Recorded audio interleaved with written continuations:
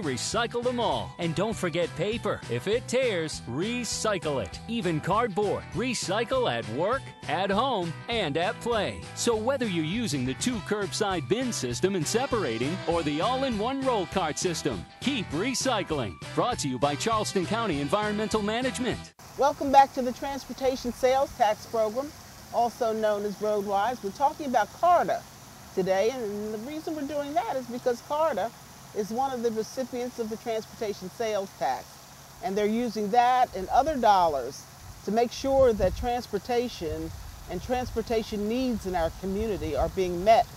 And I have the pleasure of talking with the Executive Director, Christine Wilkinson, and she's given us a lot of information, so I hope you've been watching and listening. But I want to get into the fares a little bit. Okay.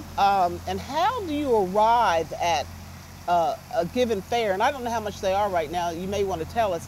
But how do you arrive at that? And we may be a little bit redundant because we did talk about the expenses of running an operation like this. Sure. But specifically those fares, are you considering the people that are going to have to pay? Are you looking at, of course, what it costs to run that bus or that other types of transit systems that you may have? How do you do that? Well, and where are those costs right now? Sure. Where we are is our regular base fare right now is at $1.75 for the fixed route system. We have a premium fare on our express services since it's a premium, service with fewer stops and direct service. That's at $3. And then we do have discount fares available for seniors, low-income folks, and our kids ride for free if they're under 6 with a fare-paying adult. We have a series of passes that offer a discount. We have a 10-ride pass, a 40-ride pass, a 31-day pass, those sorts of things. Tell people what a pass would be, because you have one cost, because they may not come from cities like us. Sure. But you have one cost, and a basic cost, and then you have a pass that you pay for that enables you to do what? Well, when you purchase a pass, depending on whether it's a time limit or a use number, you can use that pass and it's activated the first time you use it. And the cost of that is generally a good bit lower than what it would be if you just paid the full regular fare every time. It's basically a discount.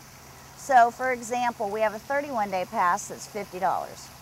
You can figure that if you were to ride twice a day for 30 days at $1.75, it would be higher than $50. So that gives you a discount if you know you're going to be riding every day or more than a couple times a day. Right. So we offer that for the frequent used rider as a way to make it easier to use the system and save a little money.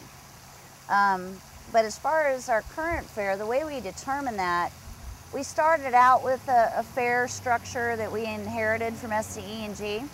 And over the years, we've taken a look at it and compared ourselves to other transit systems across the Southeast, really, because prices in the Southeast are generally different than in the Northeast or the West Coast.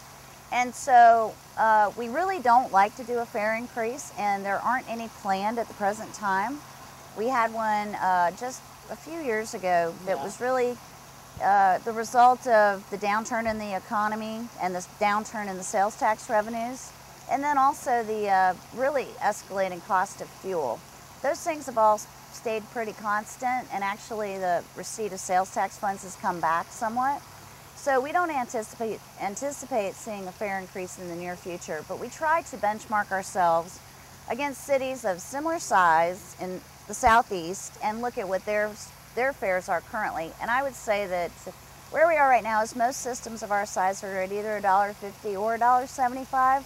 And we wouldn't anticipate raising anything right now. And that's similar to cities this size in other parts of the country? Mainly the Southeast, though, because, for instance, in the Northeast, everything there has a much higher cost of living add-on than it does in the Southeast, and even the West Coast as well. So we don't really look at those numbers when we're trying to consider whether or not we should increase fares. We stick to the Southeast. I think we talked earlier about high occupancy vehicles. We did. And I'm just wondering, is that something that might help a little bit with the cost of moving people around? I know that's not the bus system.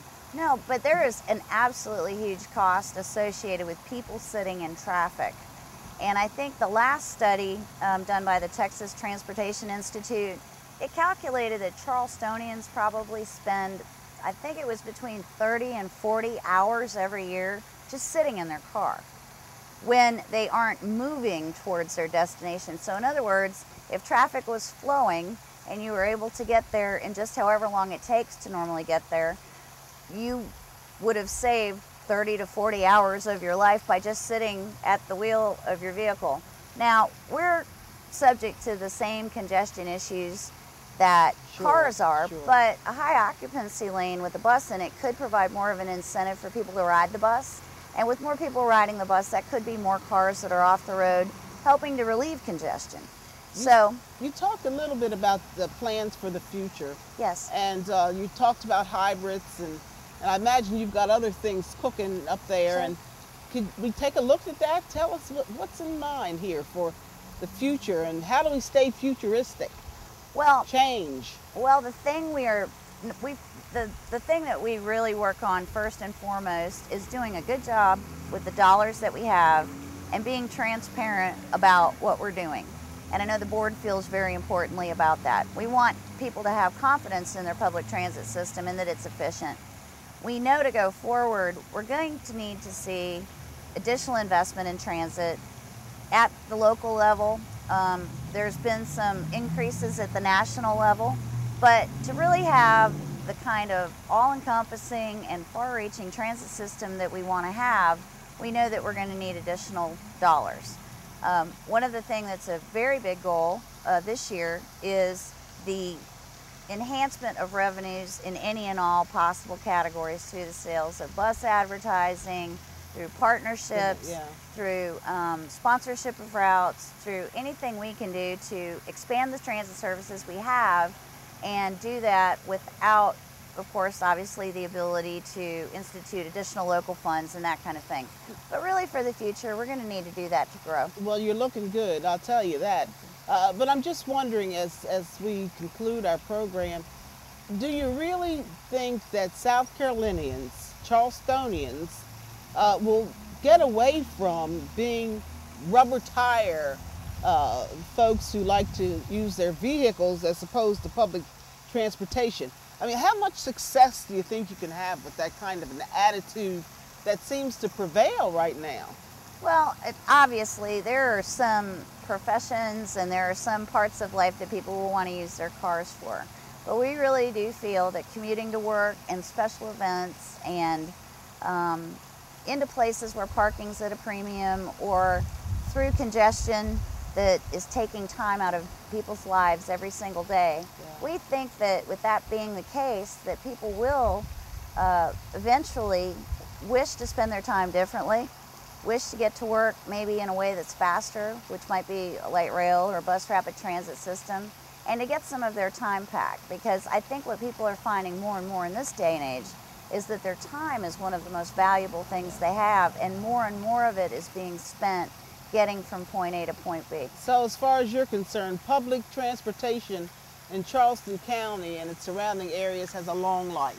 It does. It'll be around for a while, and we know you will be too. You sound like you're doing a great job. Thank you so much. And thank you so much for talking with us today. We appreciate it. We've been talking with Christine Wilkinson, and she is the lady that's in charge of CARTA, and she sounds like she's raring to go and making changes through her board and making sure that we have an opportunity to get the best service possible, especially with the use of transportation sales tax dollars. We hope that you've enjoyed our program as much as we've enjoyed bringing it to you.